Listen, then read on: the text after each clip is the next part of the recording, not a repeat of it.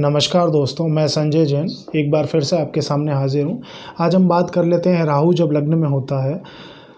राहु जब भी लग्न में होगा, प्रथम भाव में होगा, तो इंसान अगर वो शुभ अवस्था में है तो इंसान को वो बहुत दौलतमंद बनाता है, अमीर बनाता है। पैसा, शोहरत, बहुत सारी चीज़ें होती है उसके पास, किसी चीज़ की कोई कमी नहीं होती अगर ये लग्न में शुभ अवस्था में है तो।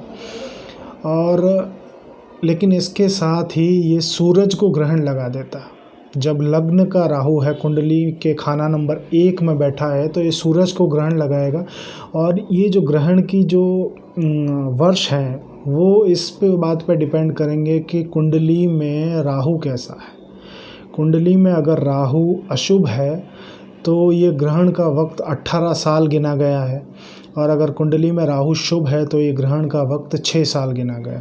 इसके पश्चात चीज़ें सारी वही हो जाएंगी जो पूर्व में चलायमान थी, या पूर्व में जैसी भी स्थिति थी उस इंसान की वैसी हो जाएंगी। कुछ सालों तक ये चीज़ें ग्रहण रहता है, मिनिमम 6 साल और मैक्सिमम 18 साल। इसमें एक चीज़ ये देखी जा सकती है कि ये जो राहु है, खाना नंबर 1 का राहु है, इंसान को बहुत मेहनतकश बनाता है। ये इतना हार्ड वर्किंग बनाता है, इंसान को पैशनेट बनाता है, अपने मतलब काम के प्रति जो एक जज्बा होता है वो ये राहु बनाता है। और इंसान को सुबह से लेके देर रात तक जो काम करने वाला इंसान होता है वो ये ही होते हैं। राहु जिनके लग्नस्थ होता है वो ही ये इंसान होते हैं जो देर रात तक काम करते हैं। तो बहुत हार्ड वर्किंग होते हैं, जीवन में संघर्ष बहुत होता है इनके। जीवन में संघर्ष होता है, बहुत सारी दिक्कतें भी होती हैं, लेकिन जो ज़मीन से आसमान तक ले जाए वो शुभ राहु है। और जो संघर्ष की चीज़ें करता है वो भी यही करता है। उसके बाद इसको इस तरह से देखा जा सकता है कि राहु अगर खाना नंबर 1 में है, राहु अगर खाना नंबर 1 में है और बुध उस समय खाना नंबर 1 से लेके खाना नंबर 6 के बीच में कहीं है, 1 से 6 में या इनके बीच में कहीं भी बुध है, तो राहु का जो स्वभाव है वो डिपेंड करेगा कि उस कुंडली में बुध की प्रवृत्ति कैसी है, बुध का नेचर कैसा है। राहु उसी तरह का व्यवहार करेगा जो उस कुंडली में बुध का व्यवहार है, अगर कुंडली में खाना नंबर 1 से लेके 6 तक बुध बैठा है। इसके अलावा अगर कुंडली में खाना नंबर 3 में सूर्य और बुध बैठे हुए हैं, अगर खाना नंबर 3 में सूर्य और बुध बैठे हैं, तो ये जो राहु है ये चुप हो जाता है। ये मतलब कोई शरारत नहीं करता, चुप हो जाता है, कोई शरारत नहीं करता। इसी तरह अगर 12 में मंगल है और राहु अगर कुंडली के प्रथम भाव में बैठा है, अगर मंगल 12 में है, तो राहु जो है वो नगण्य हो जाता है, नदारद हो जाता है। कहने का मतलब फ्लैट हो जाता है, जहाँ उसके रिज़ल्ट ना पॉजिटिव आते हैं ना नेगेटिव आते हैं। ये अपने रिज़ल्ट देना किसी तरह का प्रभाव नहीं देता है, सकारात्मक नहीं, नकारात्मक नहीं, अगर कुंडली में मंगल 12 है और राहु लग्न में उपस्थित है। इसके अलावा एक चीज़ आप देख सकते हैं, राहु की जो निशानी है उसको इस तरह से पहचान सकते हैं कि जो इंसान का घर है, पृथक घर है, जैसे बाप का है, दादा का है, या जो उसका पुश्तैनी जो पुश्तियों से मतलब पीढ़ियों से चला आ रहा है वो मकान अगर है उसका, तो उस मकान के सामने वाला जो मकान होगा वो उसके हालात मंदे होंगे, उसमें खराबियां होंगी। उसके हालात मतलब वहाँ बहुत सारी दिक्कतें होंगी, परेशानियां होंगी उस घर में।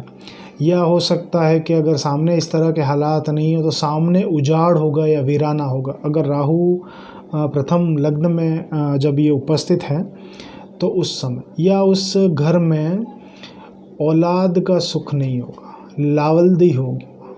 लावल्दी बोलते हैं उसको, जो बे औलादी होती है ना उसको लावल्दी बोलते हैं, वो उस जगह नहीं होगी। इसके अलावा राहु जब लग्न में होता है तो इंसान लग्जरियस चीज़ों पे अपना पैसा खर्च करता है। लग्जरियस चीज़ें मीन्स क्या कहते हैं, जैसे मतलब गाड़ियों पे पैसा खर्च करना, फ़ोन्स में करना, कंप्यूटर्स में, ड्रेसिंग सेंस में, मतलब अपने ऊपर बहुत खर्चा करता है। अनाप शनाप, अपव्यय भी बोल सकते हैं आप, लेकिन वो सारी चीज़ें वो अपने लिए ही करता है।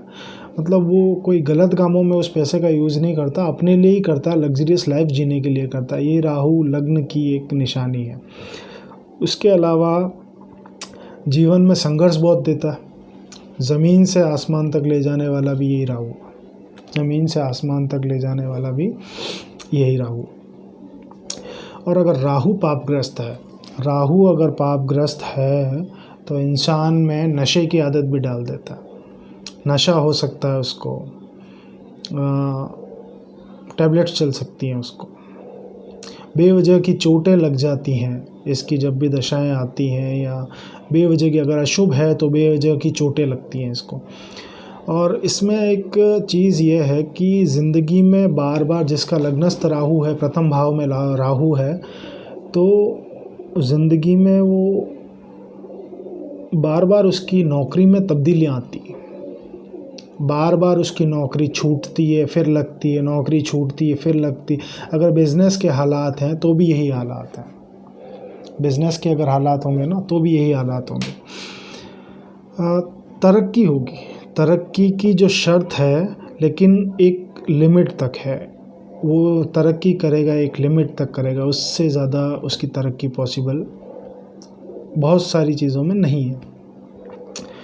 उसके बाद अगर एक चीज़ है कि जिन लोगों का राहु खाना नंबर 1 में हो तो उन्हें कभी भी अपने ससुराल से राहु का जो सामान है, राहु के सामान हो गए जैसे इलेक्ट्रॉनिक्स गैजेट्स हैं, कंप्यूटर है, फ़ोन है, या इलेक्ट्रॉनिक इक्विपमेंट्स कोई भी है, जिस तरह का वॉशिंग मशीन है, टीवी है, रेफ्रिजरेटर है, कोई भी चीज़, या शनि की चीज़ें जैसे लोहे का संदूक हो गया, अलमीरा हो गया, ये सारी चीज़ें उसको अपने ससुराल से कभी भी नहीं लेनी चाहिए। अगर वो लेता है तो राहु के हालात यहाँ मंदे हो जाते हैं।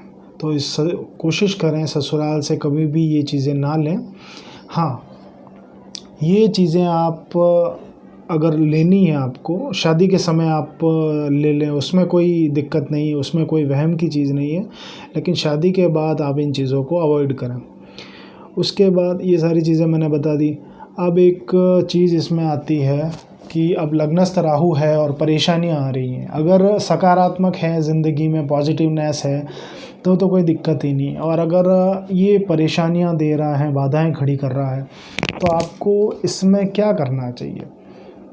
तो इसमें मैं आपको उपाय बताता हूँ कि शनिवार के दिन साय का जो समय होता है, सायंकाल होता है, उस समय आप एक नारियल जल प्रवाह कर दें, अपने सर से 7 बार उतार के जल प्रवाह कर दें।